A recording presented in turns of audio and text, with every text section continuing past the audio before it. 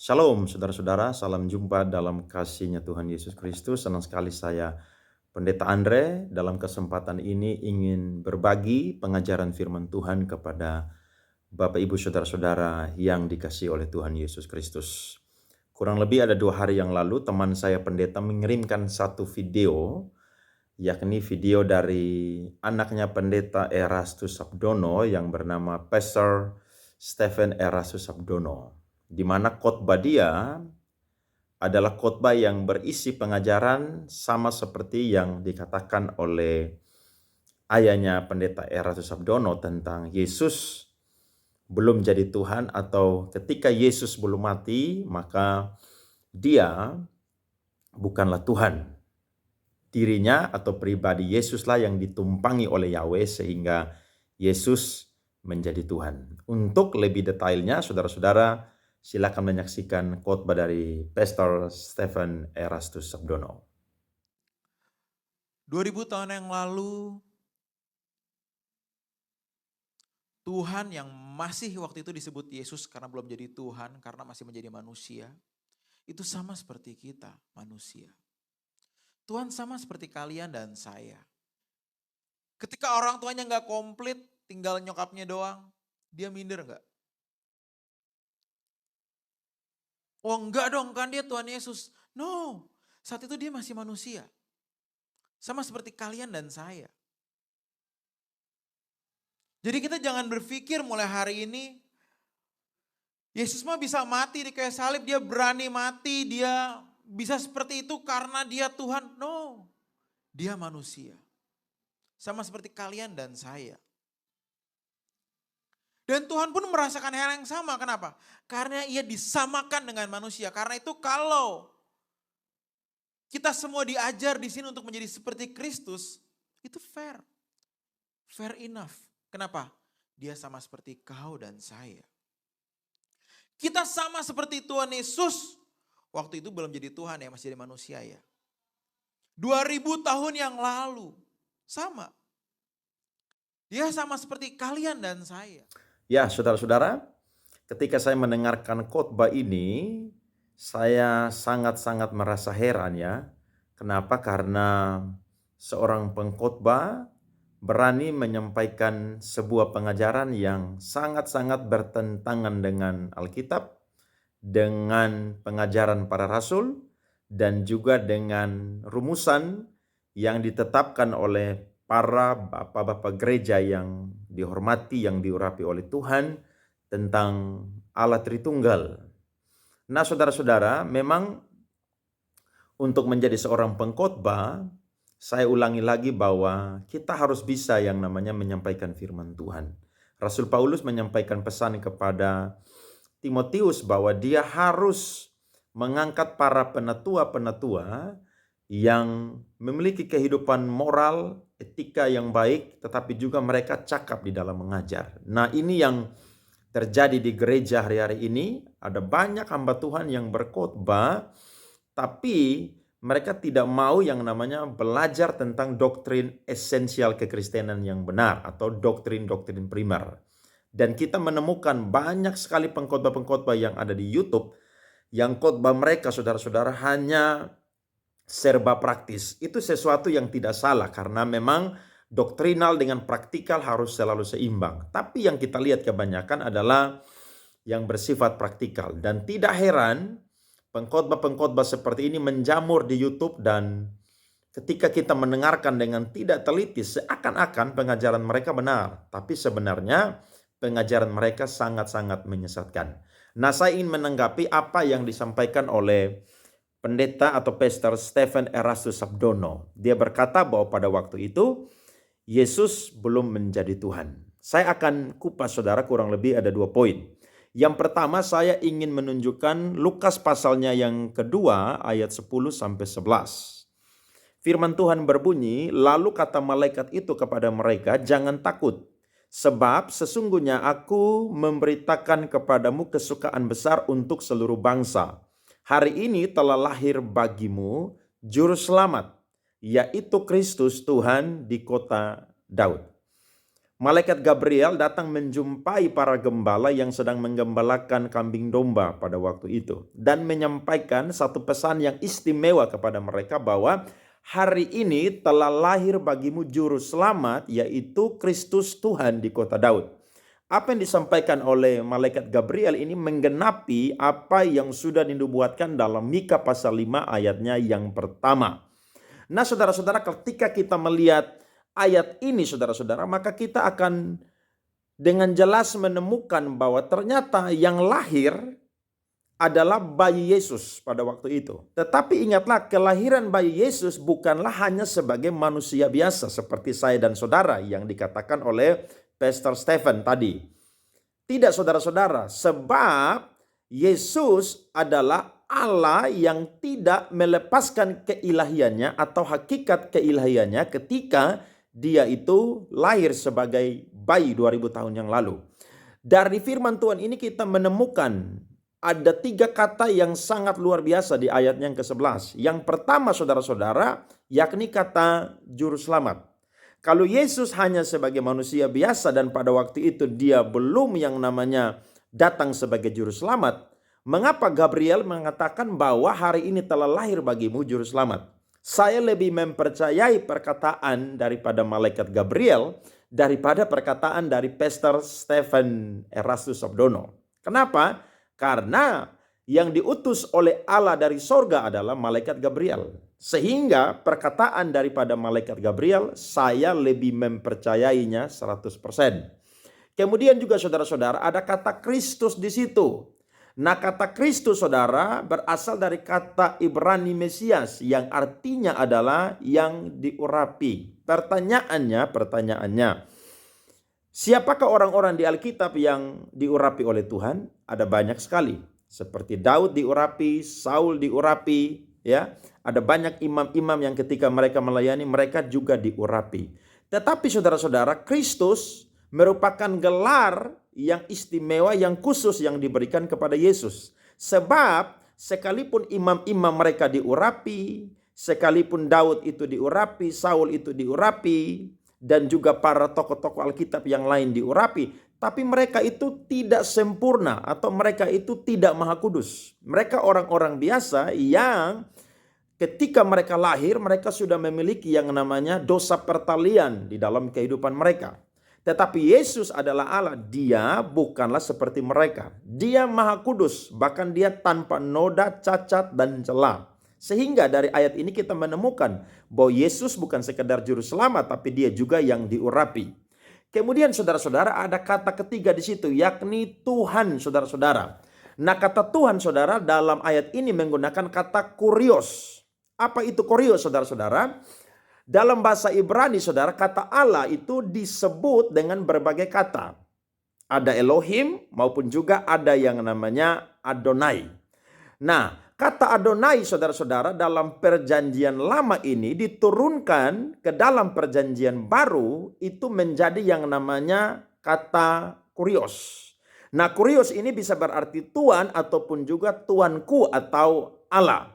Saya mau berkata kepada kita semua bahwa yang berubah bukanlah pengertiannya, tapi yang berubah adalah terjemahannya.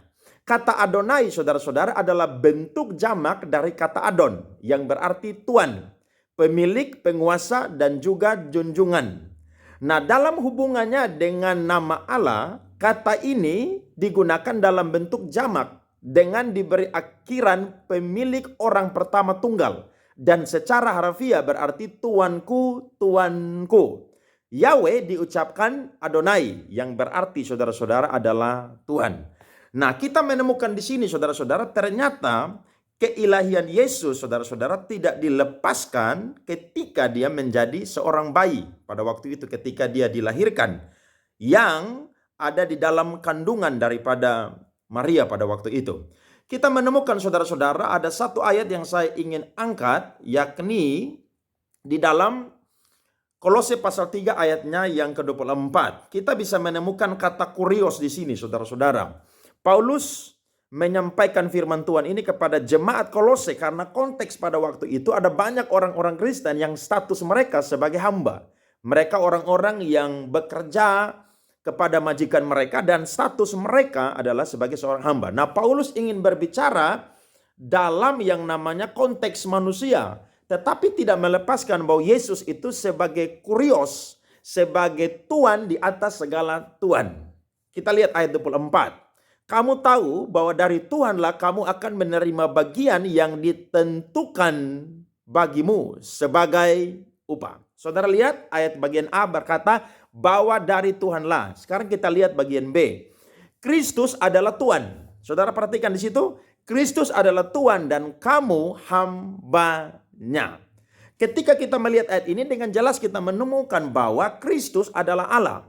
Dan dia adalah Allah di atas segala Allah, bahkan Tuhan di atas segala Tuhan. Sehingga Paulus memakai konteks pada waktu itu, dia memposisikan Kristus yang harus ditaati, yang harus didengar oleh orang-orang Kristen pada waktu itu adalah dia sebagai Tuhan. Tetapi dia adalah Tuhan di atas segala Tuhan. Sebab dia adalah yang diurapi, dia adalah Mesias, sehingga dia bukan manusia biasa. Ketika orang-orang yang berstatus sebagai hamba, mereka menjadi orang-orang yang setia melakukan apa yang mereka lakukan sama seperti Tuhan di ayat yang ke-23, maka mereka akan menjadi orang-orang yang menerima upah dari Sang Tuhan. Dan Sang Tuhan tersebut adalah Yesus Kristus Juru Selamat Tuhan itu sendiri. Saya akan berbicara lagi saudara-saudara dalam konsep inkarnasi. Yesus datang ke dalam dunia, dia itu saudara-saudara mengambil daging. Atau dia keluar dari dalam hakikatnya untuk masuk kepada yang namanya ciptaan. Dia yang pencipta, dia masuk ke dalam ciptaan. Nah, ayat ini saudara-saudara berbicara tentang posisi Kristus sebagai pribadi yang sedang berinkarnasi. Kalau Yesus itu baru jadi Tuhan, maka kekristenan itu salah saudara-saudara. Sebab kekristenan itu menganut yang namanya inkarnasi, bukan reinkarnasi. Inilah yang dipakai oleh para saksi Yehova, mengatakan bahwa dia adalah ciptaan yang paling pertama. Mereka tidak tahu bahwa ternyata ayat itu berbicara tentang inkarnasi Kristus, bagaimana posisi dia menjelma menjadi seorang manusia.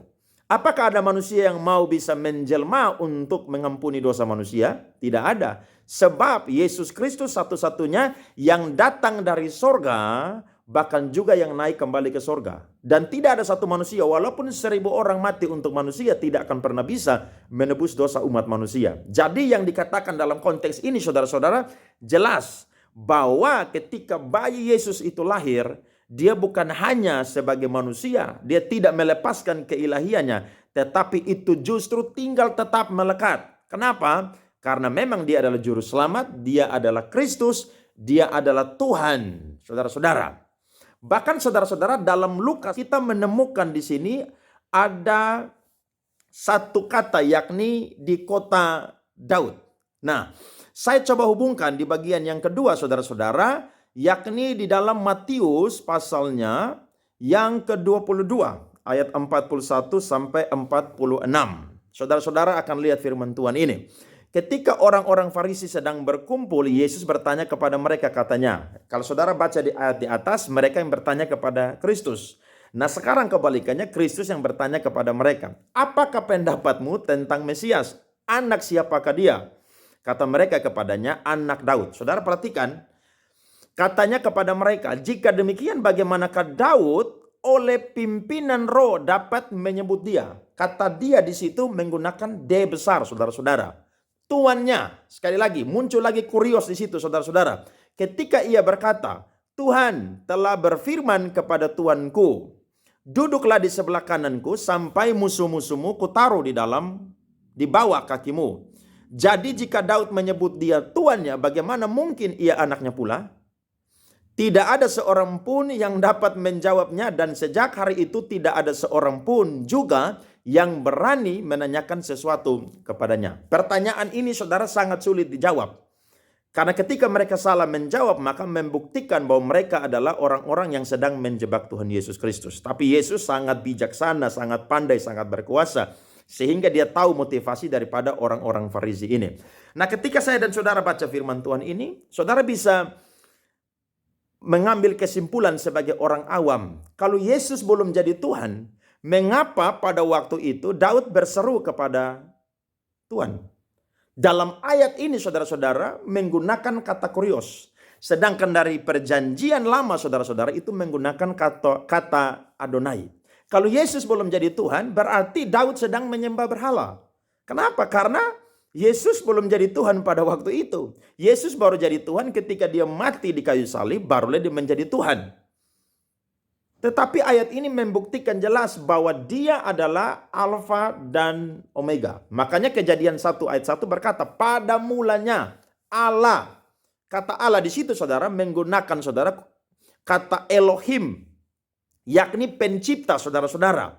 Jadi ketika kita lihat firman Tuhan ini kita bisa memakai logika kita, nalar kita dengan benar, dengan sehat. Bahwa Daud bukan sedang berdoa kepada manusia yang biasa. Tapi dia berdoa kepada Sang Kurios tersebut. Yakni saudara-saudara Tuhan Yesus Kristus sendiri. Sebab yang berbicara pada waktu itu dalam konteks ini saudara-saudara adalah Mesias. Makanya Yesus bertanya saudara-saudara di ayat yang ke-42. Apakah pendapatmu tentang Mesias? Anak siapakah dia? Saya mau jelaskan saudara-saudara. Tapi sebelumnya saya coba tunjukkan satu ayat kepada saudara-saudara. Yakni dari Wahyu saudara-saudara. Pasalnya yang ke-19 ayatnya yang ke-16. Firman Tuhan berkata. Dan pada jubahnya dan pahanya tertulis suatu nama. Raja segala raja. Dan Tuhan di atas segala Tuhan. Di sini menggunakan kata kurion, saudara-saudara. Jadi Yesus adalah raja di atas segala raja. Dan dia pun juga adalah Tuhan di atas segala Tuhan. Ini firman disampaikan kepada Rasul Yohanes dalam kitab Wahyu. Dan disampaikan kepada saya dan saudara hari-hari ini. Nah kalau kita melihat bahwa Yesus itu bukan Tuhan, berarti Alkitab kita tidak perlu mempercayai. Kita tidak perlu yang namanya mempercayai inspirasi Alkitab maupun juga ineransi Alkitab. Sebab Allah salah. Allah salah mendikte ketika orang-orang kudusnya menulis Alkitab. Justru Tuhan mendikte langsung sehingga mereka itu diilhamkan. Saudara percaya bahwa Alkitab ini adalah nafas Allah sehingga ketika saya dan saudara membacanya ada kehidupan yang lahir yang terjadi dalam kehidupan kita. Nah saudara-saudara kalau kita melihat dari ayat yang tadi Lukas pasalnya yang kedua ayat 10 dan ke-11 kita juga menemukan di sini bahwa ternyata saudara-saudara Yesus itu dia lahir bukan dari benih seorang laki-laki. Tapi dia lahir dari benih perempuan. Kenapa saudara-saudara? Maria mengandung dia dan dikandung oleh Roh Kudus. Karena ini menggenapi yang namanya Kejadian pasalnya yang ketiga saudara-saudara ayatnya yang ke-15. Saudara perhatikan firman Tuhan berkata, Aku akan mengadakan permusuhan antara engkau dan perempuan ini. Antara keturunanmu dan keturunannya. Keturunannya akan meremukkan kepalamu dan engkau akan meremukkan tumitnya. Ini merupakan proto-evangelion saudara-saudara yang disampaikan. Injil pertama yang akan hadir saudara-saudara sehingga Yesus Kristus adalah pribadi yang datang dari benih perempuan. Kalau kita semua manusia biasa, Daud, orang-orang percaya, Abraham dan lain sebagainya, mereka lahir saudara-saudara dari benih biologis, hubungan antara laki-laki dan perempuan. Tapi Kristus itu berbeda. Sehingga ini sesuatu yang tidak masuk akal kalau Pastor Stephen Rasus berkata bahwa dia belum jadi Tuhan. Kalau dia bukan Tuhan dan dia belum jadi Tuhan, mengapa dia berasal dari benih perempuan, dari benih ilahi, bukan dari benih biologis? Saya yakin orang yang tidak sekolah teologi pun juga ketika membaca firman Tuhan ini dia akan mengerti.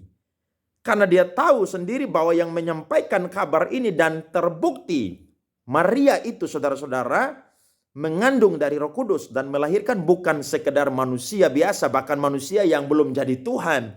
Tapi dia itu sudah Tuhan. Sehingga kita perlu mutlak mempercayai dia.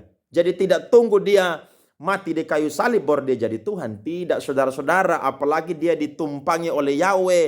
Dia bukan sang logos. Itu sesuatu yang sangat-sangat mengaburkan iman Kristen, saudara, bahkan menghancurkan kekristenan, saudara-saudara. Saya coba angkat lagi, saudara-saudara, tentang kurios ini, saudara-saudara, yakni dari Injil Matius 15 ayatnya yang ke-22. Maka datanglah seorang perempuan Kanaan dari daerah itu dan berseru, "Kasihanilah aku, ya Tuhan." Saudara perhatikan di situ, ya Tuhan. Waktu itu Kristus belum mati, belum disalib, tapi dia sedang melaksanakan misi Allah yang dipercayakan kepadanya.